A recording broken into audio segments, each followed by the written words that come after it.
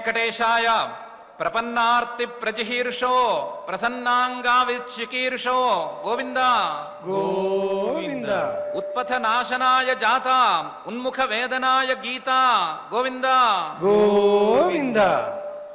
అశ్వోభవైర్మాయిక వస్తు జాతైః వినశ్వరైర్మూఢదృశాంజనానాం అశ్వోభయం వేదయితుం చకాస్సే త్వమశ్వవాహేన సుధర్మశాస్తా అని జగజ్జన్మస్థితిలయ కారణమైన శ్రీనివాస పరమాత్ముని భక్తిగా ప్రార్థించుకుంటూ శ్రీశుకుల వారు ఉపదేశం చేసిన శ్రీమద్భాగవత మహాగ్రంథము యొక్క అధ్యయన కార్యక్రమాన్ని మనం ప్రారంభించుకుందాము. ప్రారంభంలో ఆచార్యుల వారితో కలిసి ప్రార్థనా శ్లోకాలను యథావిధిగా చదువుకుని ఈ కార్యక్రమానికి శుభారంభం చేసుకుందాము. ఓం నమో వెంకటేశాయ. శ్రీ గురు ప్రార్థనా. గురుర్బ్రహ్మా గురుర్విష్ణుః గురుర్దేవో మహేశ్వరః గురుః సాక్షాత్ పరం బ్రహ్మ తస్మై శ్రీ గురవే నమః. శ్రీనివాస ప్రార్థనా. మారుతీడ్యపదాబ్జాయ మారమాతృప్రియాయ చ మారుతాయామలభ్యాయ శ్రీనివాసాయ తే నమః. అథ సంకల్పః. శ్రీమదాదివరాహ క్షేత్రే విరాజమానస్య నిత్యశుద్ధబుద్ధముక్తస్వభావస్య లీలాగృహీతవిగ్రహస్య శ్రీపద్మావతీ జానేః అనుగ్రహేణ అస్మాకం సర్వేషాం బుద్ధిశుద్ధ్యర్థం విద్యాభివృద్ధ్యర్థం భక్తిజ్ఞానవైరాగ్యాది తదనుకూల సర్వసంపత్సమృద్ధ్యర్థం శ్రీపరమేశ్వర ప్రీత్యర్థం శ్రీమద్భాగవత పాఠం కరిష్యామహే. అస్య శ్రీమద్భాగవత స్తోత్ర మహామంత్రస్య నారద ఋషిః బృహతి ఛందః శ్రీకృష్ణః పరమాత్మా దేవత బ్రహ్మ బీజం భక్తిశక్తిః జ్ఞానవైరాగ్యే కీలకం అస్మాకం శ్రీమద్భగవత్ప్రసాదసిద్ధ్యర్థే పాఠే వినియోగః. ధ్యానం నారాయణానలనిధాన పవిత్రగర్భం శ్రీవ్యాససూతశుకశౌనకశంకుయుక్తం సత్కారపూర్వచిరసేవనలభ్యభావం జ్ఞానారణిం మథత భాగవతం మహాంతం. శ్రీ గురుభ్యో నమః. విదురుడు ఉద్ధవుణ్ణి రకరకాల వ్యక్తుల గురించి కుశల ప్రశ్నలు వేశాడు. యాదవులందరి గురించి అడిగాడు, పాండవులందరి గురించి కూడా అడిగాడు. ఇక మీద మిగిలింది కౌరవులు అని చెప్పుకోవాలి. కౌరవులందరూ వెళ్ళిపోయారు అని సుమారుగా తెలుసు. ఆ వార్త ఇంతకుముందే ప్రభాస క్షేత్రంలోనే విన్నాడు. ఆ కౌరవుల్లో మిగిలింది ధృతరాష్ట్ర మహారాజు గారు, తనకు అన్నగారు. ఆయన యొక్క కుశల వార్త అడగాలి. అడగవలసి వచ్చినటువంటి సందర్భంలోనే ఉద్ధవుడు విదురుణ్ణి ఇలా అడిగాడు అని అనుకోవచ్చు. ఏమయ్యా, ఇంతమంది కుశల వార్తలు అడుగుతున్నావు, అసలు నువ్వెందుకు ఇక్కడున్నావు? నువ్వు కురు రాజ్యంలో లేదా హస్తినాపురంలో ఉండవలసిన వాడివి కదా, నువ్వెందుకు ఇక్కడ కనిపిస్తున్నావు? అందులోనూ నీ వేషం ఏదో దేశదిమ్మరి వేషమో అవధూత వేషమో లాగా ఉంది, కానీ మామూలు వేషంలా లేదు, రాజోచిత వేషంగా లేదు. కాబట్టి ఈ వేషంతో నువ్వు ఇక్కడ ఎందుకున్నావు అని ప్రశ్న వేశాడు అని అనుకోవాలి. ఈ రెండు సందర్భాలను పురస్కరించుకుని విదురుడు పై శ్లోకంలో ఒక మాట అంటున్నాడు. వాస్తవానికి ధృతరాష్ట్రుడి యొక్క కుశల వార్త అడగాలి, ఆయన క్షేమంగా ఉన్నాడా అని అడగాలి. కానీ ఆయన క్షేమం గురించి కంటే కూడా ఎక్కువ స్థాయిలో ఆయన గురించి నాకు దిగులుంది అని అంటున్నాడు. సౌమ్యానుశోచే తమధః పతంతం భ్రాత్రే పరేతాయ విదుద్రుహేయ నిర్యాపితో ఏన సుహృత్ స్వపుర్యా అహం స్వపుత్రాన్ సమనువ్రతేన అని. ధృతరాష్ట్రుడు కుశలంగా ఉన్నాడా క్షేమంగా ఉన్నాడా అని ప్రశ్న అడగాలి.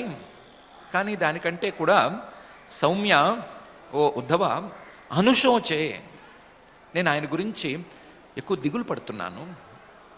ఆయన గురించి ఆలోచిస్తేనే దిగులుగా ఉంది. ఎందుకు దిగులుగా ఉంది అంటే తం అధఃపతంతం, అతను కిందకి చాలా వేగంగా జారిపోతున్నాడు. కిందకి జారిపోతున్నాడు కంటే కూడా అధఃపాతాళానికి పడిపోయాడు అనే స్థాయిలో ఉన్నాడు. ఇంకా కూడా పడుతూనే ఉన్నాడు. నేను చూసినంతసేపు పడుతూనే ఉన్నాడు, లేవటం అనేది లేకుండా ఉన్నాడు. తం అధఃపతంతం, అంత కింద జారిపోయేంత తప్పు ఏం చేశాడు అని నువ్వు అడగటానికి వీల్లేదు, నేను ప్రత్యేకంగా చెప్పుకోవడానికి ఏమీ లేదు. భ్రాత్రే పరేతాయ విదుద్రుహేయ, తన సొంత తమ్ముడు పాండురాజు గారు ఈ ధృతరాష్ట్రుడు రాజ్యానికి అర్హుడు కాడు అని తీర్మానం చేసి పాండురాజు గారి చేతిలో రాజ్యం పెట్టారు. కానీ ఏదో కర్మకాలి ఆయన అడవుల వెంట వెళ్ళవలసి వచ్చింది. అడవుల్లోనే అక్కడికక్కడే ఆయన అట్నించటే వెళ్ళిపోయాడు. ఆయన పిల్లలు మళ్ళీ తిరిగి రాజ్యానికి వచ్చారు. వచ్చినప్పుడు ధర్మం ప్రకారం, న్యాయం ప్రకారం వాళ్ళ పిల్లలకి రాజ్యం ఇవ్వాలి కదా. అలా ఇవ్వకుండా తన స్వంత తమ్ముడికే ఆయన ద్రోహం చేసుకున్నాడు. భ్రాత్రే, అందులోనూ పరేతాయ, లేని తమ్ముడికి. ఉన్నప్పుడైతే ఏదో తగాదా అనుకోవచ్చు. పోయినవాడితో విరోధం ఏంటి, పోయినవాడి మీద ఈర్ష్య ఏంటి, అసూయ ఏంటి, పోయినవాడి పిల్లల మీద జాలి లేకుండా ఉండటం ఏమిటి, ఏమీ చెప్పడానికి వీలు లేకుండా ఉంది. అలా భ్రాత్రే పరేతాయ విదుద్రుహేయ, పోయినటువంటి తమ్ముడికి ఎంతో అపకారం చేశాడు. వాళ్ళ పిల్లలనైతే ఎంత కష్టాలను పెట్టాడో లెక్కలేనన్ని కష్టాలు పెట్టాడు. కాబట్టి ఆయన గురించి ఆలోచిస్తుంటే ఆయన అధఃపాతాళానికి పడిపోతున్నాడు, నిరంతరం పడిపోతూనే ఉన్నాడు అని అనిపిస్తోంది. అనిపించినప్పుడల్లా చాలా దిగులుగా ఉంటుంది.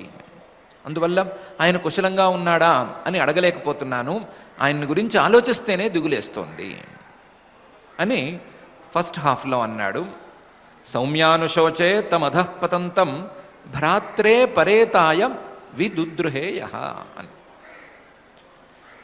ఇక పై ప్రశ్న, నువ్వు ఇక్కడ ఎందుకున్నావు అని. నాకు ఉన్న తమ్ముడు వరుస అయ్యేటువంటి నాకు కూడా దాదాపు అదే ద్రోహం చేశాడు. ఏం ద్రోహం చేశాడు? నిర్యాపితో ఏన సుహృత్ స్వపుర్యా అహం స్వపుత్రాన్ సమనువ్రతేన. నిర్యాపిత, నేను అక్కడి నుంచి వెడలగొట్టబడ్డాను, నన్ను తరిమేశారు అక్కడి నుంచి. తరిమేస్తే నేను ఇక్కడ కనిపిస్తున్నాను. నిర్యాపితో, ఎవరు తరిమేశారు? ధృతరాష్ట్రుడే తరిమేశాడు. ధృతరాష్ట్రుడే దానికి బాధ్యుడు, ఇంకెవరు బాధ్యులు లేరు. నిర్యాపితో ఏన సుహృత్, నాలో తప్పు అనేది ఎప్పుడు వెతకడానికి ఏమీ లేదు. నేను ఆయనకి ప్రత్యుపకారాపేక్ష లేకుండా ఉపకారం చేయటానికే ముందున్నాను. ఆయన అడిగినటువంటి మంచి సలహాలు ఇవ్వటానికి ఎప్పుడూ సంసిద్ధంగానే ఉన్నాను. ఆయనకి మంచి స్నేహితుడిలాగా నేనున్నాను. అయినా సరే, సుహృత్ అయినా సరే, నన్ను ఆయన స్వపుర్యాహ, తన నగరం నుంచి బయటికి తరిమేశాడు. నిర్యాపితో ఏన సుహృత్ స్వపుర్యాహ అహం. కాబట్టి నన్ను ఆయన తరిమేశాడు కాబట్టి నన్ను నువ్వు ఇక్కడ చూస్తున్నావు, నేను ఇక్కడ ఉన్నాను, నువ్వు నన్ను చూస్తున్నావు. ఎందుకు ఈ పని చేశాడు అంటే స్వపుత్రాన్ సమనువ్రతేన. ఆయన మంచివాడుగా కనిపిస్తాడు, మనిషి మంచివాడుగా ఉన్నట్లుగా ఉంటాడు, మంచి మాటలు మాట్లాడతాడు, కొన్ని కొన్ని సందర్భాల్లో అయితే ఎవరూ ఊహించని పెద్ద స్థాయిలో మాటలు మాట్లాడతాడు. కానీ పిల్లలు ఏం చెప్తే దానికి మాత్రం ఒప్పుకుంటాడు. పిల్లలు ఎంత అధర్మం చెప్పినా సరే దాన్ని కాదనడు. నా కేసులోనూ అదే అయింది. పిల్లలు నన్ను తరిమేసేయి అని అంటే అలా అనకూడదు అని అనలేదు. సో ఆయనకు కూడా తరిమేయాలి అనేటువంటి ఆలోచన ఉంది. ఎందుకంటే పిల్లలు ఏం చెప్తే అది వింటున్నాడు అని అనుకుని నేను బయటికి రావాల్సి వచ్చింది. అలాగే తమ్ముడి పిల్లలకే అపకారం చేయటంలోనూ ఈ పిల్లల పాత్ర తప్పనిసరిగా ఉంది. ఆ పిల్లలు ఏది కోరుకుంటే అది తీరుస్తాడు, వాళ్ళు ఏమనుకుంటే అది చేస్తాడు. కాబట్టి ఈ పుత్ర వ్యామోహంతో ఉండేటువంటి ఈయన గురించి నాకు చాలా దిగులుగా ఉంది. ఆయన దాదాపు తరిమేసినంత పని చేస్తే నేను ఊరి నుంచి బయటకు వచ్చి ఇలా దేశదిమ్మరిలాగా తిరుగుతున్నాను అని విదురుడు ఈ శ్లోకంలో చెప్పాడు. సౌమ్యానుశోచే తమధఃపతంతం భ్రాత్రే పరేతాయ విదుద్రుహేయ నిర్యాపితో ఏన సుహృత్ స్వపుర్యా అహం స్వపుత్రాన్ సమనువ్రతేన అనే ఈ శ్లోకంలో. అయ్యో చాలా పెద్ద కష్టం వచ్చింది నీకు, ఇంతకాలం మహామంత్రిగా అధికారం వెలగబెట్టిన వాడివి, ఈరోజు నిన్ను తరిమేసినంత పని చేస్తే నువ్వు ఇలా పాపం దేశాలు పట్టుకుని తిరుగుతున్నావు, చాలా కష్టపడుతున్నావు అని ఒకవేళ జాలి చూపిస్తావేమో. అలా జాలి చూపించబాకు, నాకేమీ కష్టం లేదు, నేను సంతోషంగా తిరుగుతున్నాను, నేను అనుకున్నటువంటి పనిని నేను సాధిస్తున్నాను అని పై శ్లోకంలో అంటున్నాడు. సోహం హరేర్మర్త్య విడంబనేన దృశో నృణాం చాలయతో విధాతు నాణ్యోపలక్ష్య పదవీం ప్రసాదాత్ చరామి పశ్యన్ గత విస్మయోత్ర అని. సోహం, నన్ను వాళ్ళు తరిమేశారు కదా, తరిమేస్తే నేనేమి బాధపడలేదు, నీ కంటికి ఎలా ఆనందంగా కనిపిస్తున్నానో అలా ఆనందంగానే ఉన్నాను. సోహం, ఏం చేస్తున్నాను అంటే హరేర్మర్త్య విడంబనేన, ఆ శ్రీహరి మానుష వేషాన్ని ధరించి మనుషుల్లాగా నడుచుకుంటున్నాడు కదా, మర్త్య విడంబనేన, అలా మనుషుల్లాగానే నడుచుకుంటూ దృశో నృణాం చాలయితు, తనను చూసేటువంటి మనుషుల కళ్ళు చెదిరిపోయేటట్లు చేస్తున్నాడు. కళ్ళకి ఈయన శ్రీహరి అని కానీ ఈయన పరమాత్మ అని కానీ అనిపించనివ్వకుండా చేస్తున్నాడు. కళ్ళకి కనిపించనివ్వకుండా చేయటం మాత్రమే కాదు, మనుషుల యొక్క తనను చూసేటువంటి మనుషుల యొక్క మనసులను కూడా ఆయన కదిలించేసేస్తున్నాడు. దృశో నృణాం చాలయితు. కానీ ఆయన విధాతు, మొత్తం ఈ సృష్టిని మొత్తాన్ని చేసేటువంటి సృష్టికర్త. అలాంటి సృష్టికర్త అయినా సరే ఒక సామాన్య మానవ వేషంలో వచ్చి అందరి కళ్ళు చెదిరేటట్లు చేసి అందరి మనసులకి ఈయన పరమాత్మే అనే నమ్మకం కలగనివ్వకుండా చేస్తున్నాడు కదా. సోహం హరేర్మర్త్య విడంబనేన దృశో నృణాం చాలయితుం విధాతు. అలాంటి శ్రీహరి యొక్క పదవి, ఆయన యొక్క మాహాత్మ్యం ఎంత మేరకు ఉంది అని వెతకటం అని పనిగా పెట్టుకున్నాను. పదవీం పశ్యన్, ఆయన యొక్క మాహాత్మ్యాన్ని చూడగోరుతూ ఆయన యొక్క మాహాత్మ్యాన్ని ఆయనే చేసినటువంటి ఈ సృష్టిలో చూసుకుంటూ చరామి, నేను తిరుగుతున్నాను. దానికి ప్రసాదాత్, ఆయన యొక్క అనుగ్రహాన్నే సాధనంగా చేసుకున్నాను. ఎందుకంటే ఆయన అనుగ్రహం లేకపోతే నా కళ్ళు కూడా చెదిరిపోయేటట్టు ఆయన చేయగలడు, నా మనసు కూడా చంచలంగా మారిపోయేటట్లు ఆయన చేయగలడు. అందువల్ల ఆయన అనుగ్రహాన్ని సాధించుకుంటూ అనుగ్రహాన్నే ఆసరాగా చేసుకుంటూ ఆ శ్రీహరి యొక్క మాహాత్మ్యాన్ని వెతుక్కుంటూ ఆ మాహాత్మ్యాన్ని అందుకోవాలనే ప్రయత్నంతో ఆ మాహాత్మ్యాన్ని చూసుకుంటూ నేను తిరుగుతున్నాను. ఆ తిరిగేటప్పుడు నాణ్యోపలక్ష్య, ఎవరూ నన్ను గుర్తుపట్టకుండా ఉండేటట్లుగా ఈ వేషంలో ఉన్నాను. దేశదిమ్మరిలా లేను, అవధూత వేషంలో ఉన్నాను. నాణ్యోపలక్ష్య, ఎవరికీ కనిపించకుండా, ఎవరూ నన్ను గుర్తుపట్టకుండా ఈ వేషంలో ఉన్నాను. నాణ్యోపలక్ష్య. కానీ ఎవరూ గుర్తుపట్టలేనటువంటి ఆ శ్రీహరి యొక్క మాహాత్మ్యాన్ని గుర్తుపట్టడానికి ప్రయత్నం చేసుకుంటున్నాను. పశ్యామి పశ్యన్ చరామి. ఈ తిరుగుడు సందర్భంలో నాకు ఇలాంటి అవమానం జరిగింది అని కానీ, నన్ను ఇంతకాలం వాడుకుని ఈరోజు కరివేపాకులాగా అవతల పారేశారు అని కానీ నేనేమీ అనుకోవటం లేదు. నాకు ఇలాంటి పనులు వాళ్ళు చేస్తారు అని కానీ, చేశారు అని కానీ, చేస్తున్నారు అని కానీ ఏ రకమైనటువంటి ఆశ్చర్యము లేదు. గత విస్మయోత్ర. నాకేమీ ఆశ్చర్యం లేదు, నన్ను చూసి జాలిపడవలసిన అవసరం లేదు, నేనేమీ కష్టపడటం లేదు, నేను సుఖంగానే ఉన్నాను. ఎవరికీ కనిపించకుండా, ఎవరు నన్ను గుర్తుపట్టకుండా తిరుగుతున్నాను. తిరిగేటప్పుడు ఆ శ్రీహరి యొక్క మాహాత్మ్యాన్ని అందుకోవాలి అనే ప్రయత్నంలో తిరుగుతున్నాను. ఆయన మాహాత్మ్యాన్ని చూడాలి అనే ప్రయత్నంలో తిరుగుతున్నాను. దానికి ఆయన అనుగ్రహాన్నే సాధనంగా మలుచుకున్నాను. ఆయన అనుగ్రహమే గనక లేకపోతే మిగతా వాళ్ళ కళ్ళలాగా, మిగతా వాళ్ళ మనస్సులలాగా నా కళ్ళు, నా మనస్సు కూడా చెదిరిపోతాయి అని నిర్ణయించుకున్నాను. నేను వేరే ప్రయత్నంలో ఉన్నాను, కాబట్టి జాలి అనే మాట అక్కర్లేదు, నాకు ఏ కష్టమూ లేదు అని విదురుడు చాలా స్పష్టంగా చెప్తున్నాడు. సోహం హరేర్మర్త్య విడంబనేన దృశో నృణాం చాలయతో విధాతు నాణ్యోపలక్ష్య పదవీం ప్రసాదాత్ చరామి పశ్యన్ గత విస్మయోత్ర అనే ఈ శ్లోకంలో. ఎలాగో శ్రీహరి గురించి వచ్చింది కదా, ఆయన యొక్క వ్యవహార శైలి మీద నాకు కొన్ని సందేహాలున్నాయి అని ఉద్ధవుడు అడగకపోవచ్చు. థర్డ్ పార్టీ ఎవరైనా ఉంటే వాళ్ళు అడగచ్చు, అసలు ఇలాంటి ప్రశ్న రావచ్చు. ఏమని అంటే, అంత సామర్థ్యం ఉండేటువంటి శ్రీహరి, ఈ జగత్తునే సృష్టి చేయగలిగినటువంటి సామర్థ్యం ఉన్నటువంటి ఆ ఈశ్వరుడు ఎందుకు తప్పు చేసిన వాళ్ళని వెంటనే శిక్షించటం లేదు?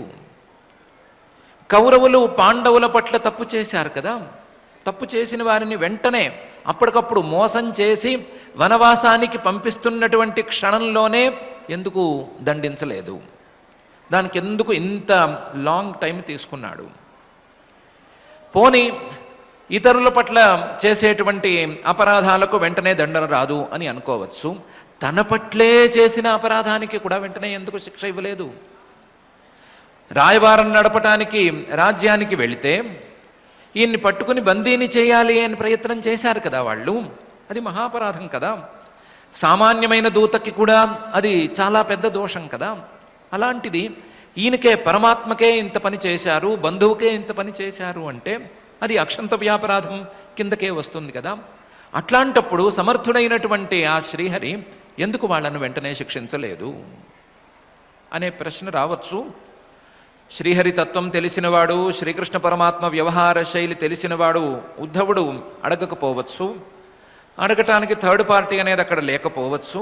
కానీ ఈ ప్రశ్న అనేది వచ్చి తీరుతుంది, దీనికో సమాధానం రావాలి అని పై శ్లోకంలో విదురుడు అంటున్నాడు. నూనం నృపాణాం త్రిమదోత్పథానాం మహీం ముహుశ్చాలయతాం చమోభిః వధాత్ ప్రపన్నార్తి జిహీర్షయేష అపి ఉపైక్షతాఘం భగవాన్ కురుణాం అని.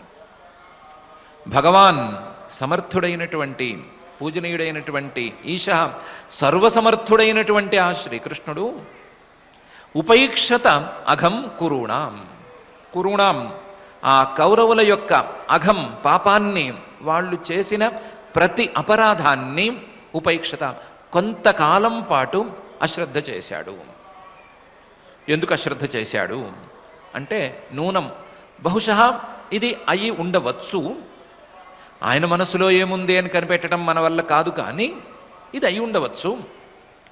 జరిగిన సంఘటనలన్నిటినీ ఒకసారి గనక తేరిపారు చూసుకుంటే ఇంతే అనే నిర్ణయానికి రావటానికి ఆస్కారం ఉంది. నూనం నృపాణాం త్రిమదోత్పథానాం మహీం ముహుశ్చాలయతాం చమోభిః వధాత్. ఆయన ముందున్నటువంటి కర్తవ్యం ప్రపన్నార్తిహరణం. తనను ఆశ్రయించిన వారు, ధర్మ మార్గంలో ఉండేటువంటి వారు అయినటువంటి వాళ్ళని రక్షించటం, వాళ్ళ యొక్క కష్టాలను పోగొట్టటం. వాళ్ళను రక్షించటానికి, వాళ్ళ యొక్క కష్టాలను పోగొట్టడానికి ఆయన ఏం ప్లాన్ వేసుకున్నాడు అని అనిపిస్తోందంటే, ఈ రాజులందరూ కూడా నృపాణం త్రిమదోత్పథానం 3 రకాల మదాలతో చాలా మదమెక్కి వాళ్ళ ధర్మ మార్గాన్ని దాటి ప్రవర్తిస్తున్నారు. నృపాణం త్రిమదోత్పథానం 3 రకాల మదాలతో వాళ్ళు సన్మార్గాన్ని దాటి దుర్మార్గాన్ని పట్టుకున్నారు. త్రిమదోత్పథానం, వీళ్ళు దుర్మార్గంగా మహీం ముహుశ్చాలయతాం చమోభి, సైన్యాన్ని కూడగట్టుకుంటున్నారు. తమతో సమానంగా ఉండేటువంటి అధర్మ మార్గం వెంట నడిచేటువంటి మంచివాళ్లనో అధార్మికులనో ఎవరినో ఒకరిని కూడగట్టుకుని వాళ్లతో సైన్యాన్ని ఏర్పరచుకుని ఆ సైన్యంతో, ఆ సైన్యాలతో చమోభి ఈ పృథివిని మహీం ముహుశ్చాలయతాం, మళ్ళీ మళ్ళీ తిరిగి తిరిగి చాలాసార్లు కదిలించేస్తున్నారు. ఈ భూమిని వ్యవస్థితంగా ఉండనివ్వటం లేదు. ఈ భూమిని అల్లకల్లోలం చేస్తున్నారు. అలజడులు ఈ భూమిలో రేపుతున్నారు.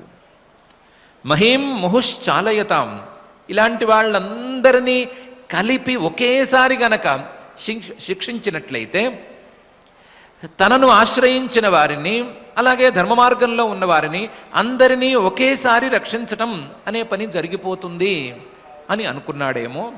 అందువల్ల వధాత్ ప్రపన్నార్తి ధీర్షయ, వీళ్ళందరినీ ఒకేసారి గనక సంహరించేస్తే, వీళ్ళందరినీ ఒక చోటుకి చేర్చి యుద్ధం పరస్పరం చేయించేసేసి వాళ్ళని అక్కడికక్కడ ఎవరికి వాళ్ళని అక్కడ కింద పడేస్తే పనైపోతుంది అని అనుకున్నాడేమో.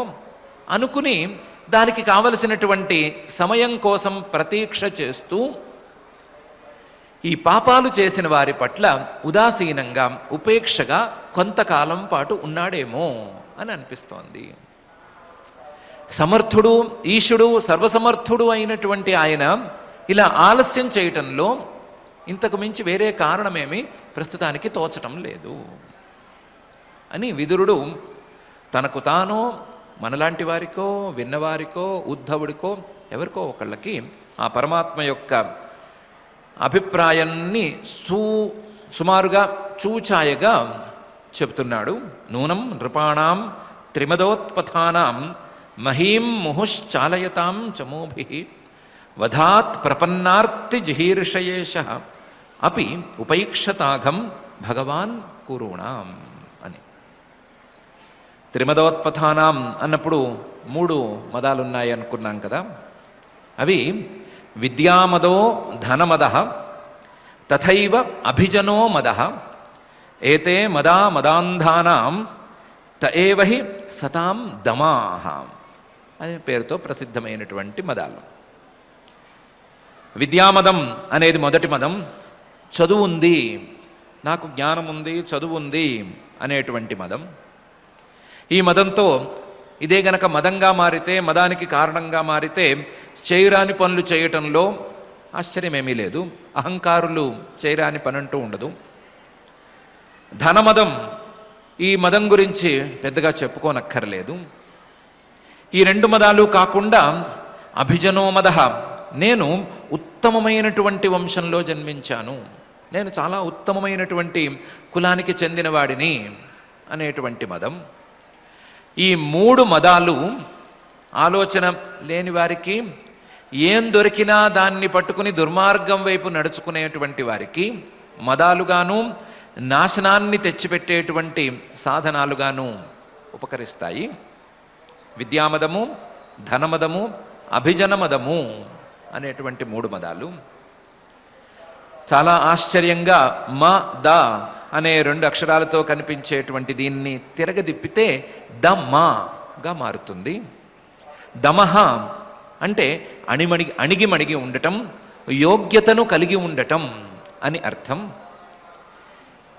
ఆలోచన లేని వారికి, దుర్మార్గం వైపు అడుగులు వేయటానికి సిద్ధంగా ఉండేటువంటి వారికి మదంగా పరిణమించే, మదాన్ని తెచ్చిపెట్టేటువంటి ఈ విద్య సతాం సత్పురుషులకు మాత్రం దమాన్ని, వినయాన్ని, అనహంకారాన్ని తెచ్చిపెడుతుంది. గర్వాన్ని తెచ్చిపెట్టేటువంటి మద సాధనమైనటువంటి ధనం మంచివాళ్లకు దాన సాధనంగా పరిణమించి దమాన్ని, యోగ్యతని తెచ్చిపెట్టి వాళ్లకు ఉపకరిస్తుంది. అభిజనో మదః అనేటువంటిది మంచి వంశంలో పుట్టాను అనేటువంటి భావన. ఇంత మంచి వంశంలో పుట్టాను కాబట్టి నేను తప్పులు చేయటానికి వీలు లేదు అనేటువంటి అభిప్రాయాన్ని కలిగించి వాళ్లను సన్మార్గంలోకి నడిపిస్తుంది. అలా సన్మార్గంలోకి నడిపించటం ద్వారా అది దమంగా, యోగ్యతంగా మారుతుంది. ఉన్నవి ఈ మూడే: విద్య, ధనము, అభిజనము అని. కానీ దాన్ని వాడుకోవటంలో తేడాలుంటాయి. అసత్పురుషులు, మంచివాళ్ళు కాని వాళ్ళు దాన్ని మదంగా వాడుకుంటారు, మంచివాళ్ళు దాన్ని దమంగా వాడుకుంటారు అనే ప్రసిద్ధి ఉంది.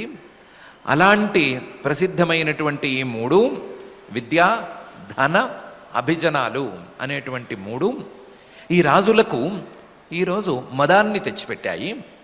మదంతో వారు విర్రవీగిపోయి, మాకుండేటువంటి అస్త్ర నైపుణ్యం ఎవరికీ లేదు, మాకుండేటువంటి వ్యూహ రచన మరొకరికి లేదు అని అనుకుని, మాకున్నటువంటి సంపద ఏ యుద్ధానికైనా మమ్మల్ని ఉసుగొల్పుతుంది అని అనుకుని, మాకుండేటువంటి వీర పరంపర మమ్మల్ని అసలు యుద్ధంలో ఓడిపోనివ్వదు అని అనవసరంగా అహంకరించి ఈ మహాభారత యుద్ధం దాకా తీసుకొచ్చేలా చేసింది. ఆ తీసుకొచ్చేలా చేసింది వాస్తవానికి పరమాత్మే అని అనుకోవాలి అని విదురుడు కొంచెం అన్యాపదేశంగా చెబుతున్నాడు. చెబుతూ ఇది ఏదో సుమారుగా అనుకున్న మాటే కానీ ఆయన చేసేటువంటి పనులను ఇదమిత్తంగా మనం తేల్చి చెప్పటం అనేది జరిగే పని కాదు. ఎందుకంటే అజస్య జన్మోత్పథ నాశనాయ కర్మాణ్యకర్తుర్గ్రహణాయ పుంసాం నన్వన్యథా కోర్హతి దేహయోగం పరో గుణానాముత కర్మతంత్రం అని అంటున్నాడు. ఆయన పనులను మనం తొందరపడి నిర్ణయించలేము. ఎందుకంటే ఆయన పరో గుణానాం, త్రిగుణాలకు అతీతుడైనటువంటి వాడు. ఆయన సత్వరజస్తమో గుణాలకు అతీతుడైన వాడు. మనలాంటి వాళ్ళం కొంత జాగ్రత్తగా ఆలోచిస్తే వీడు సాత్వికుడా, రాజసుడా, తామసుడా అని నిర్ణయించుకుని, సాత్వికుడైతే వీడి ఆలోచన ధోరణి ఇలా ఉంటుంది, రాజసుడైతే ఇలా ఉంటుంది, తామసుడైతే ఇలా ఉంటుంది అని అనుకుంటాము. కానీ గుణాలనే దాటి వెళ్ళినటువంటి ఆ పరమాత్మను గురించి ఏమని నిర్ణయిస్తాము? పరో గుణానాం. ఆయన ఏం చేస్తున్నాడు అని మనం నిర్ణయించలేము. అజస్య జన్మ, ఆయన యొక్క జన్మ జన్మ లేనివాడి జన్మ, జన్మ లేనటువంటి పరమాత్మకు జన్మ. జన్మ లేనివాడికి జన్మ కలగటం ఏమిటి?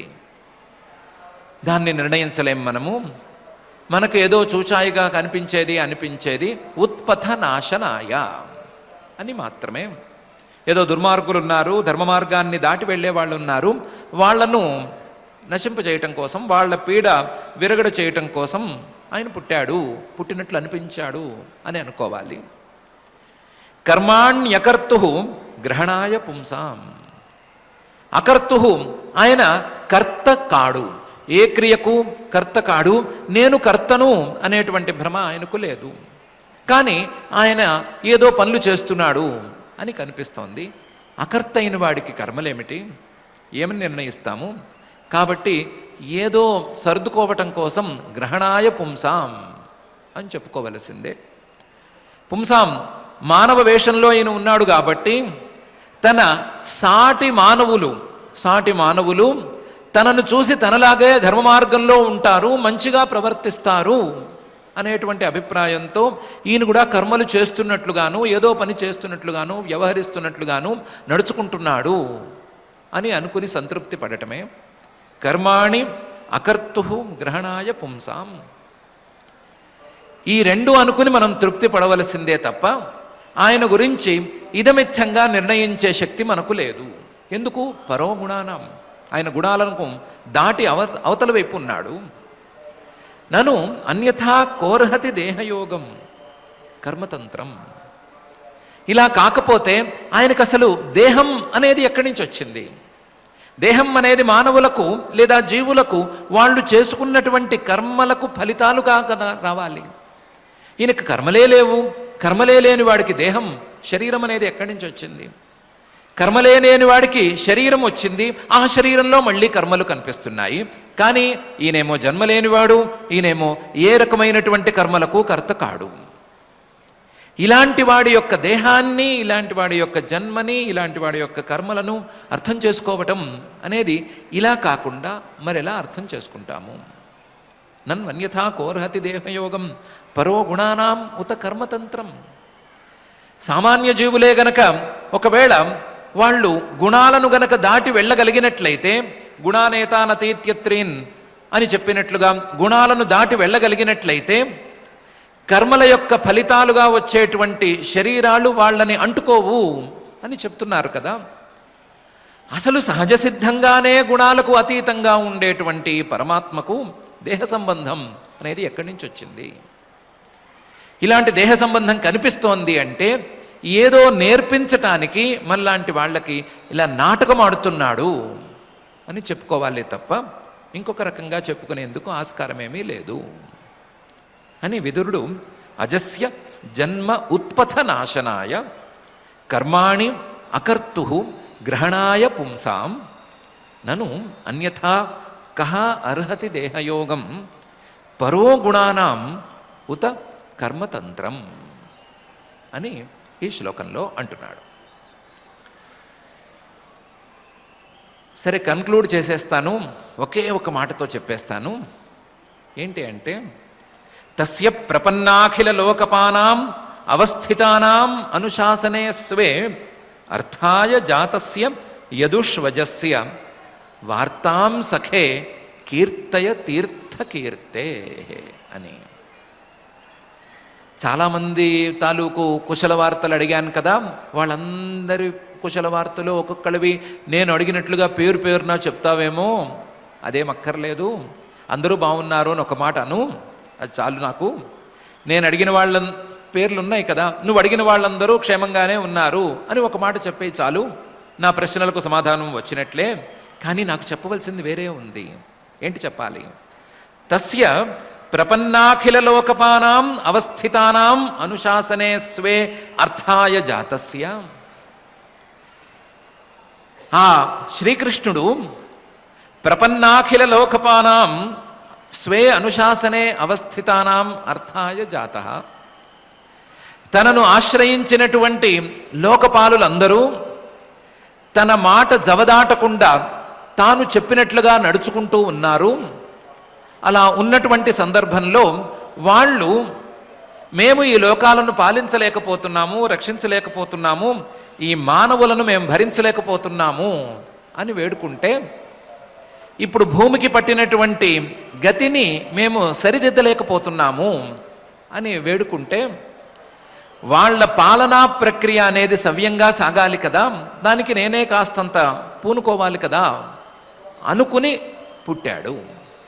ప్రపన్న అఖిల లోకపానాం అవస్థితానాం అనుశాసనే స్వే. తాను చెప్పింది చెప్పినట్లుగా విని నడుచుకునేటువంటి ఆ లోకపాలకులు ప్రార్థన చేయగా, మేము సరిదిద్దలేకపోతున్నాము అని చెప్పుకోగా, వాళ్ళ ప్రయోజనం కోసం అర్థాయ జాతస్య.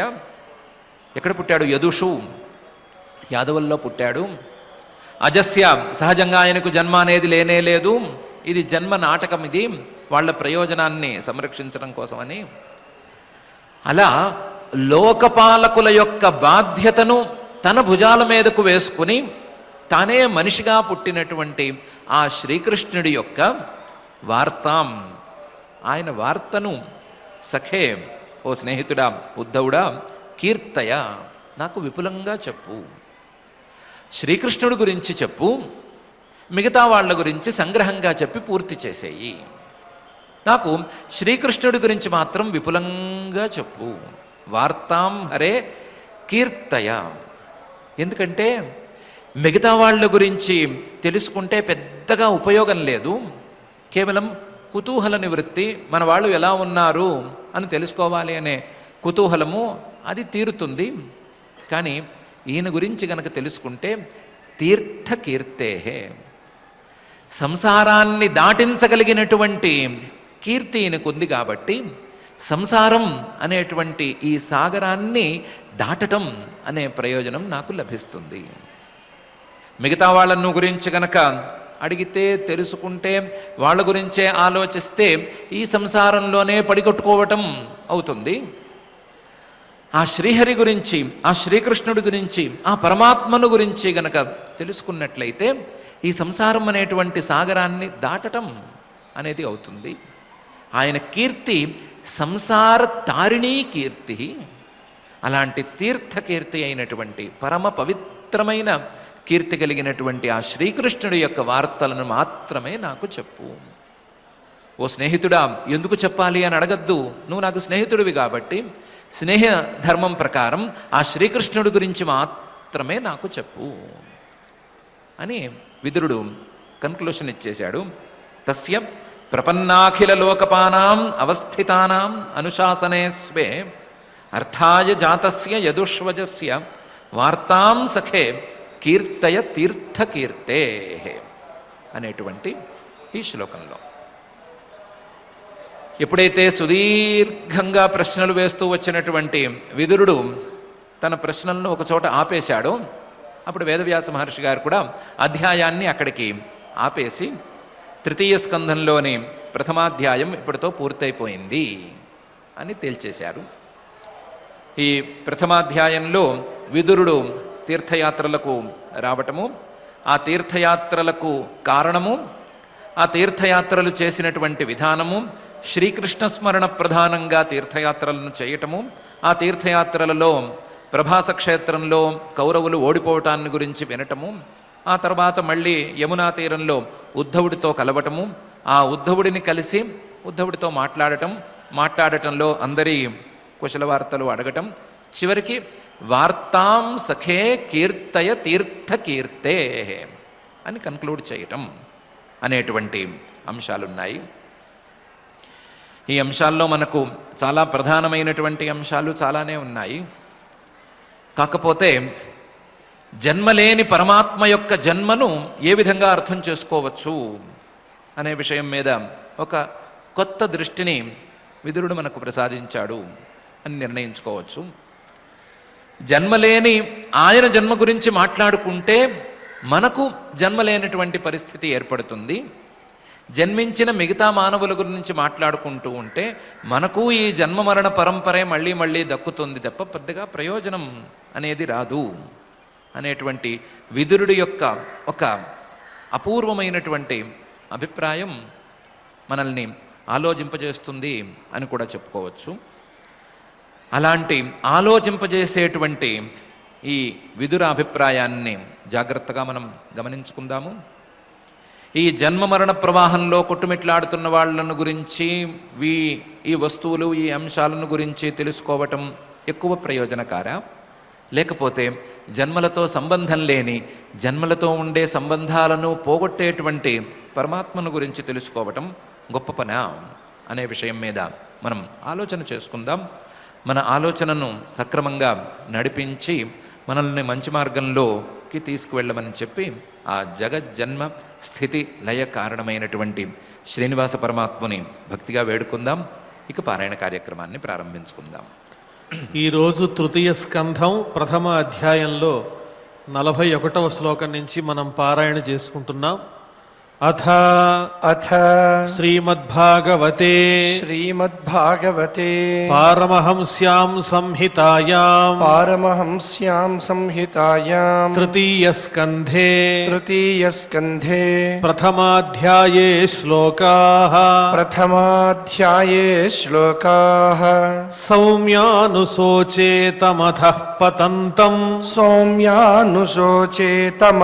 పతంతం భ్రాత్రే పరేతాయ విదుద్రుహేయః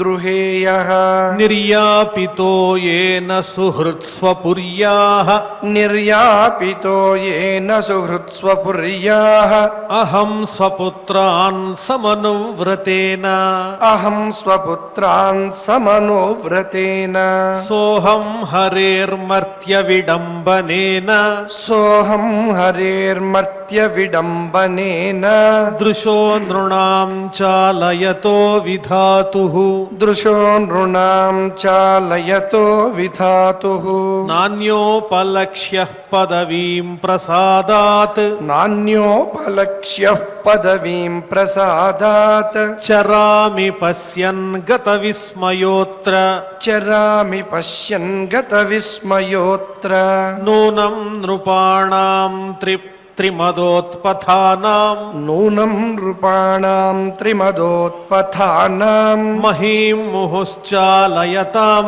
చమూభిః महीं मुहुश्चालयतां चमूभिः వధాత్ ప్రపన్నార్తిజిహీర్షయేషోపి वधात् प्रपन्नार्तिजिहीर्षयेषोऽपि ఉపైక్షతాఘం భగవాన్ కురూణాం उपैक्षताघं भगवान् कुरूणाम् అజస్య జన్మోత్పథనాశనాయ अजस्य जन्मोत्पथनाशनाय కర్మాణ్యకర్తుర్గ్రహణాయ పుంసాం कर्माण्यकर्तृर्ग्रहणाय पुंसाम् నన్వన్యథా కోర్హతి దేహయోగం नन्वन्यथा कोर्हति देहयोगम् పరో గుణానాముత కర్మతంత్రం परो गुणानामुत कर्मतन्त्रम् తస్య ప్రపన్నాఖిల లోకపానాం तस्य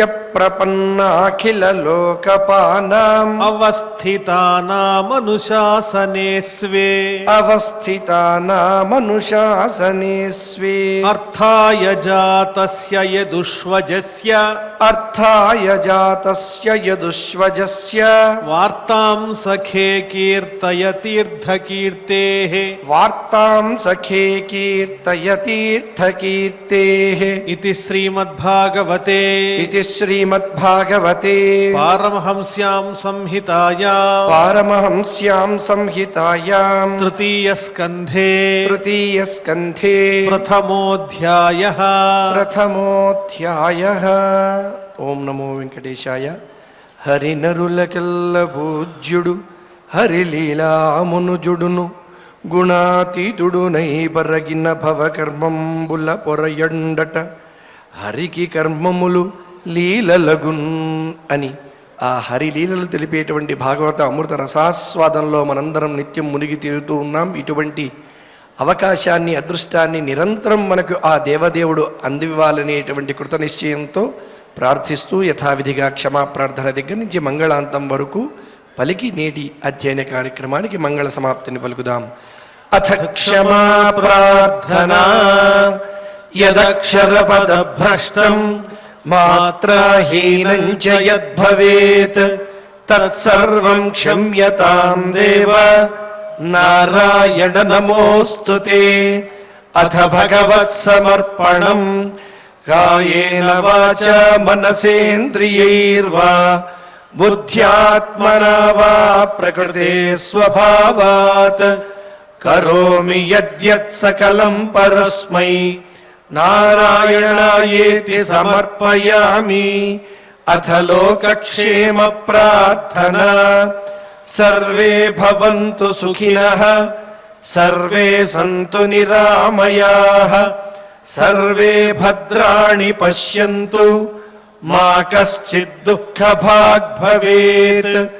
అథ మంగళం శ్రియః కాంతాయ కళ్యాణ నిధయే నిధయేధినాం శ్రీవేంకట నివాసాయ శ్రీనివాసాయ మంగళం.